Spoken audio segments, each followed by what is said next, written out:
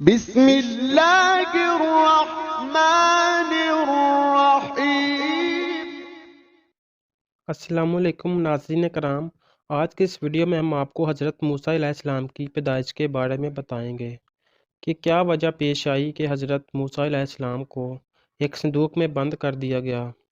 Video شروع کرنے سے پہلے اگر آپ ہمارے چینل پر نئے ہیں تو چینل کو سبسکرائب کر دیں اور بیل آئیکن کے بٹن کو بھی پریس کر دیں تاکہ ہر نئی آنے والی ویڈیو آپ تک پہنچ سکے۔ حضرت موسیٰ علیہ السلام کی پیدائش کے بارے میں آتا ہے کہ جب فرعون نے ایک خواب دیکھا کہ ایک آگ جو بیت المقدس کی طرف سے آئی، جس نے مصریوں اور فرعونوں کی قوم کو جلا کر راکھ کر دیا، لیکن بنی اسرائیل کو کچھ بھی نہ ہوا،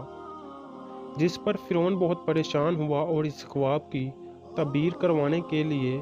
نجومیوں کو بلا کر خواب کی تعبیر پوچھی، جس پر نجومیوں نے کہا کہ مصر میں ایک بچہ پیدا ہوگا جو مصر والوں کو تباہ و برباد کر دے گا، جس پر فرعون نے حکم جاری کر دیا کہ جو نمولود بچہ پیدا ہو اسے اسی وقت قتل کر دیا جائے، جس پر فوراً کام شروع کر دیا گیا۔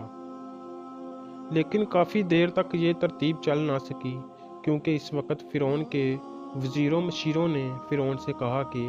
اگر اس طرح بچوں کو قتل کر دیا جاتا رہے گا تو نسلیں ختم ہو جائیں گی، جس پر فرعون نے کہا کہ پھر 1 سال بچوں کو قتل کر دیا جائے اور 1 سال چھوڑ دیا جائے۔ یہ سلسلہ جاری ہوا۔ اللہ تعالیٰ کا کرنا یہ ہوا کہ حضرت موسیٰ علیہ السلام کی پیدائش بھی اسی سال ہوتی ہے کہ جس سال بچوں کو قتل کر دیا جاتا ہے۔